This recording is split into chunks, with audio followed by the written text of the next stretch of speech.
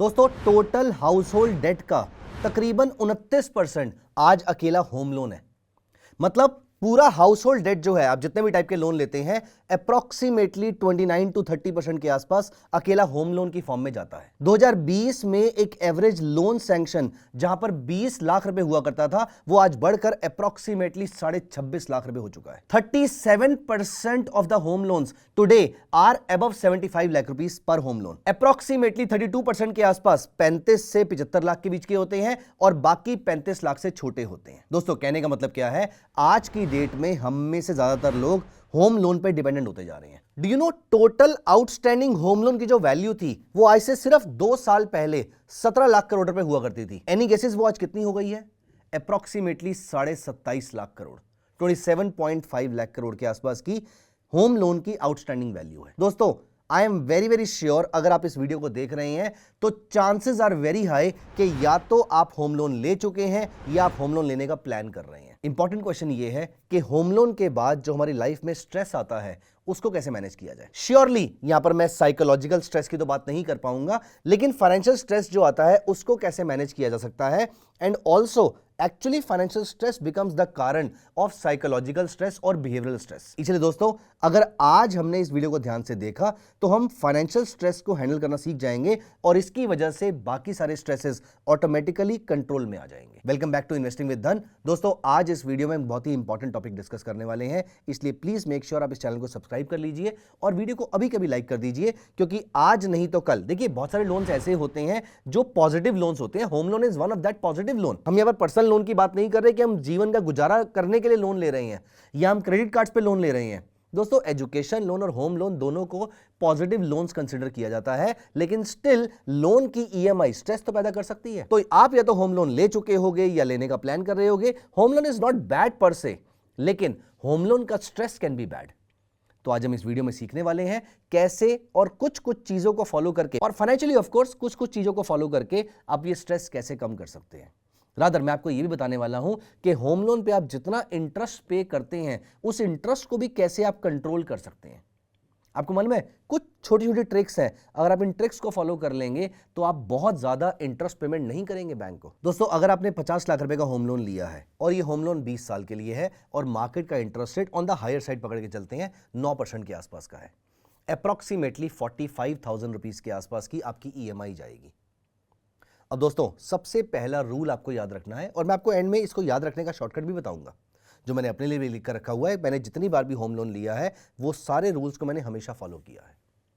तो दोस्तों सबसे पहला रूल जो आपको याद रखना है, और ये आपको हमेशा याद भी रखना है, इसको आपको हमेशा फॉलो भी करना है। अगर आपने बाकी सारे वीडियो की सारी बातें छोड़कर सिर्फ ये बात को फॉलो कर लिया तो स्ट्रेस तो पक्का नहीं होगा। दोस्तों आपके होम लोन की जो ईएमआई है वो आपकी सैलरी का 30 मैक्सिमम 35% ही होना चाहिए। मतलब आप अपने होम लोन को अपनी सैलरी का 1/3% से ऊपर बना रहे हैं। मतलब आपकी सैलरी अगर 1 लाख रुपया है, अगर आप 35,000 रुपीज से ऊपर की ईएमआई पे कर रहे हैं तो ये आपके लिए स्ट्रेस पैदा करेगा। रादर मैं अपने एक्सपीरियंस से आपको एक और फैक्ट बता देता हूं, अगर ये नंबर 40% से ऊपर चला गया तो ये आपके लाइफस्टाइल पे भी इंपैक्ट करना शुरू कर देगा, आपके माइंड पे इंपैक्ट करना शुरू कर देगा। क्योंकि 1 लाख रुपए की सैलरी में अगर आपने 40,000 रुपए की ईएमआई पे कर दी है तो आपके पास नॉर्मल एक्सपेंस करने के लिए भी पैसे कम बचेंगे। तो यहाँ पर बच्चे की स्कूल की फीस होती है, ट्रैवल एक्सपेंसेस होते हैं, आप फॉरेन ट्रैवल पे जाना चाहते हैं, डोमेस्टिक ट्रैवल करना चाहते हैं, बहुत सारी चीज़ें परचेज करना चाहते हैं, कभी कभी स्टॉक मार्केट की कुछ अच्छी अपॉर्चुनिटीज आती हैं, आप उनको ट्रैक करना चाहते हैं, उनको टैप करना चाहते हैं, वो सब कुछ नहीं कर पाएंगे अगर आपकी ईएमआई आपकी सैलरी का 30% से ऊपर रहेगा। दोस्तों रूल नंबर 1 आपको हमेशा याद रखना है। और दोस्तों रूल नंबर 2 और रूल नंबर 3 बहुत इंपॉर्टेंट है। रूल नंबर 2 ये कहता है at any point in time, इस बात को आपको डेफिनेटली मानना है, at any point in time आपके पास हमेशा 6 महीने के expenses including the EMI. For example आपकी ईएमआई 40,000 रुपए के आसपास की है तो 40,000 इंटू 6 2,40,000 प्लस आपके बाकी एक्सपेंसेस। फॉर एग्जांपल मान लेते हैं महीने के टोटल एक्सपेंसेस ईएमआई को मिला के 80,000 रुपीज के आसपास के, तो 80,000 इंटू 6 4,80,000 रुपीज आपके पास इमरजेंसी फंड में होने चाहिए। ये पैसे को स्टोर कहां पर करना है उसका तरीका मैं आपको बता देता हूं अभी, लेकिन आपको यह बात इंश्योर करनी है किसी भी टाइम पर इस पैसे को आपने खर्च नहीं करना है। आपकी जो ईएमआई की 6 महीने की एक्सपेंसेस है, अपार्ट फ्रॉम आपके जो नॉर्मल एक्सपेंसेस है, ये सारा का सारा पैसा आपको किसी एक लिक्विड फंड में डाल के रखना है। सिंपल, आप गूगल पे जाके टाइप कीजिए धन म्यूचुअल फंड, यहां पर आपके सामने पहली वेबसाइट खुलेगी, ये धन की म्यूचुअल फंड की वेबसाइट है, और यहां पर आप जाकर चेक करेंगे, आपको लिक्विड फंड्स मिल जाएंगे। ये रहे डेट फंड, डेट फंड के अंदर आपको मिल गए लिक्विड फंड, लिक्विड फंड में आपको सारे लिक्विड फंड्स दे रखे हैं, और ये देखिए ये आपको अप्रॉक्सीमेटली 6 से 7% के आसपास का आरओआई जनरेट करते हैं। तो ऐसा नहीं है वो पैसा वेस्ट हो रहा है, वो पैसा भी कुछ ना कुछ पैसा कमा रहा है, लेकिन वो बहुत ज्यादा पैसा नहीं कमा रहा है। उस पैसे को इक्विटी मार्केट में नहीं डालना है, उस पैसे से इक्विटी के म्यूचुअल फंड परचेज नहीं करने, उस पैसे से डेट के म्यूचुअल फंड भी परचेज नहीं करने, सिर्फ और सिर्फ लिक्विड फंड परचेज करने, सिर्फ और सिर्फ money market mutual fund purchase करना। तो दोस्तों रूल नंबर 2 आपको हमेशा याद रखना है। रूल नंबर 3 भी इक्वली इंपॉर्टेंट है। आपके पास at all points in time ये 3 पॉलिसीज होनी चाहिए। नहीं, मैं यहां पर आपको कोई पॉलिसी सेल नहीं कर रहा हूं, लेकिन ये 3 पॉलिसीज मैं आपको सजेस्ट जरूर कर रहा हूं। पहली पॉलिसी, आपके पास एक टर्म प्लान डेफिनेटली होना चाहिए। अगर इंश्योरेंस पॉलिसी में कोई एक पॉलिसी आपके लिए मैंडेटरी है, वो आपका टर्म प्लान है।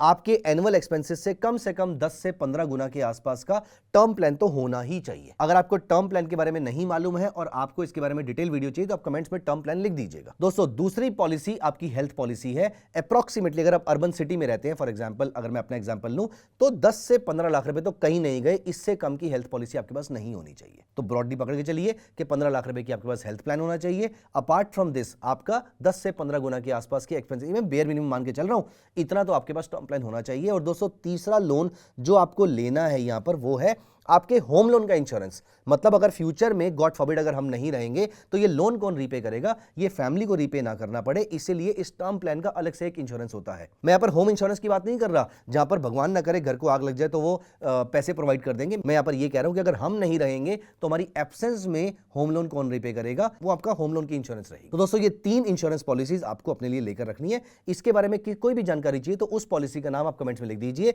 आई will be very happy talking to you about all these policies, क्योंकि मैं अपने लिए कई सालों से इसको लेता आ रहा हूं और मैं बार बार इसको रिन्यू भी कराता आ रहा हूं, और मैंने इसके ऊपर बहुत डिटेल में स्टडी भी करी है। दोस्तों फोर्थ रूल, तो पहला रूल कौन सा था? पहला रूल था ईएमआई का रूल। दूसरा रूल कौन सा था? दूसरा था इमरजेंसी फंड्स का। तीसरा था इंश्योरेंस का।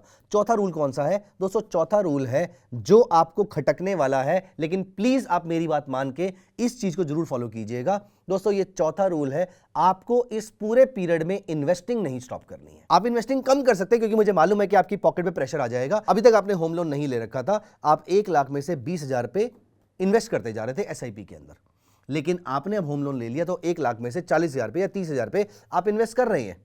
लेकिन दोस्तों आपकी पॉकेट थोड़ी टाइट जरूर होगी, आपको इस 20,000 को नहीं रोकना है। 20,000 की जगह कम से कम 10-12,000 रुपए के आसपास की तो इन्वेस्टमेंट करते ही रहना है आपको। दोस्तों पांचवी और सबसे इंपॉर्टेंट बात जो आपको याद रखनी है, वो है आपकी प्री पेमेंट स्ट्रेटेजी। देखिए वैसे मैंने हर चीज से पहले सबसे इंपॉर्टेंट बात बोला है, मुझे मालूम है, क्योंकि ये सारी चीजें एक से बढ़कर एक इंपॉर्टेंट है। चलो मैं आपको कुछ नंबर्स बताता हूं। दोस्तों 1 करोड़ के होम लोन की हम बात कर रहे थे, राइट? मेरे पास नंबर्स लिखे भी हुए हैं, तो आप यहां पर देखिए 1 करोड़ के होम लोन की अगर आप बात कर रहे थे तो अप्रॉक्सीमेटली 45,000 रुपीज के आसपास आपकी ईएमआई बनेगी। 9% का आपका आरओआई है और 20 साल का आपका टेन्योर है। दोस्तों ऐसा करने पर आप टोटल इंटरेस्ट पे करते हैं अप्रॉक्सीमेटली 58 लाख, 58 लाख रुपीस। मतलब 50 लाख के लोन पे 58 लाख रुपीस का इंटरेस्ट पेमेंट है, प्रिंसिपल अलग से है, टोटल हो गया 1.08 CR, तकरीबन 1 करोड़ 8 लाख रुपए के आसपास आप पे करते हैं। दोस्तों अगर आप इसमें कोई प्रीपेमेंट नहीं करते तो 58 लाख का इंटरेस्ट पे कर रहे हैं। अब मैं आपको एक टास्क देता हूं, आप मुझे कमेंट्स में बताइएगा। अगर आप 5वें साल में सिर्फ और सिर्फ 2 लाख रुपए आप यहां पर प्रीपेमेंट कर देते हैं, आपने 50 लाख का होम लोन लिया है, आपने सिर्फ 2 लाख रुपए की प्रीपेमेंट कर दी, वो भी 5वें साल में जाके, एनी गेसेस आप कितना इंटरेस्ट पेमेंट बचाएंगे? शायद आप सोच रहे होंगे कि 2 लाख का पेमेंट किया तो 2 लाख का इंटरेस्ट बच जाएगा। नहीं दोस्तों, अगर आपने 2 लाख रुपए का पेमेंट किया तो इसका इंपैक्ट आने वाली सारी ईएमआईज पे पड़ने वाला है या टेन्योर पे पड़ने वाला है। इन ऑल द केसेस आपका इंटरेस्ट पेमेंट कम से कम 5 लाख रुपए बचेगा। प्रिसाइज नंबर चाहिए तो वो है 5.2 लाख रुपीस। 5वें साल में 2 लाख रुपए प्री पेमेंट करके आप 5.2 लाख रुपीस का इंटरेस्ट बचा लेते हैं। मतलब अब आपको 58 लाख नहीं, सिर्फ 53 लाख रुपीस के आसपास का इंटरेस्ट पे करना पड़ेगा। अगर आपने ये प्री पेमेंट सेकंड ईयर में करी होती, any guesses total interest payment कितनी बचती? दोस्तों आपकी इंटरेस्ट पेमेंट 58 लाख से गिर के सिर्फ 51 लाख रुपए रह गई होती। अप्रॉक्सीमेटली 7 लाख रुपए आपने बचा लिए होते। तो जितनी ज्यादा प्री पेमेंट उतना बढ़िया बात, और जितनी जल्दी प्री पेमेंट उतनी और अच्छी बात। तो जितने अर्ली ईयर्स में आप प्री पेमेंट कर पाए, यहां पर आपको छूट है। आप चाहें तो इस पीरियड में इन्वेस्टमेंट मत कीजिए, लेकिन अगर आप प्री पेमेंट करने वाले हैं तो आप पैसा इकट्ठा कीजिए, 2, 3, 4, 5, 6 या फिर 10 ईएमआईज का पैसा इकट्ठा कीजिए और एक साथ प्री पेमेंट कर दीजिए। एक बार आपने पैसे को प्रीपेमेंट कर दी तो ये आपके इंटरेस्ट कॉस्ट को बहुत हद तक बचा देता है। एंड दोस्तों last but not the least, आपको सिर्फ होम लोन का ध्यान नहीं रखना है, आपका मान के चलिए कि अप्रॉक्सीमेटली 2 से 3% के आसपास जितनी आपकी प्रॉपर्टी की वैल्यू है, इतना एक्सपेंस वो प्रॉपर्टी हर साल मांगेगी। चाहे वो प्रॉपर्टी के पेपर्स में हो, चाहे वो हाउस टैक्स की फॉर्म में हो, चाहे वो रिपेयर्स की फॉर्म में हो, मेंटेनेंस की फॉर्म में हो। टोटल अगर आपने 1 करोड़ की प्रॉपर्टी ली है तो मान के चलिए कि साल का 2 से 3 लाख रुपए आपका इसके ऊपर एक्सपेंस होगा। अब ये कीवर्ड आप याद रख लीजिए, home is equal to safer, SAFER। दोस्तों सेफर का मतलब क्या होता है? S मतलब safety, insurance plus emergency fund. A मतलब अफोर्डेबिलिटी, आपकी EMI 35% से कम होनी चाहिए। दोस्तों F मतलब फ्यूचर गोल्स, मतलब आपने अपने फ्यूचर की इन्वेस्टिंग को स्टॉप नहीं करना है। E मतलब एक्स्ट्रा कॉस्ट की प्लानिंग, जो हमने लास्ट वाला टॉपिक डिस्कस किया, और R मतलब रीपेमेंट की प्लानिंग, जो हमने प्रीपेमेंट वाला प्लान डिस्कस किया। दोस्तों ये पांचों पॉइंट्स आपको याद रखने हैं और आपके लिए होम लोन को रीपे करना बहुत आसान हो जाएगा।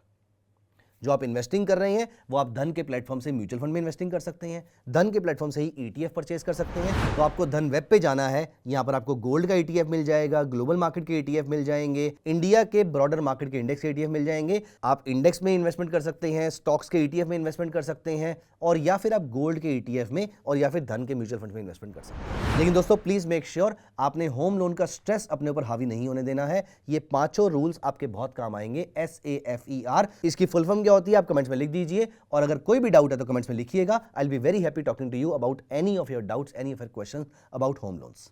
मिलते हैं अगली वीडियो में। Bye bye, take care of yourself. Investments in the securities market are subject to market risk. Read all the related documents carefully before investing.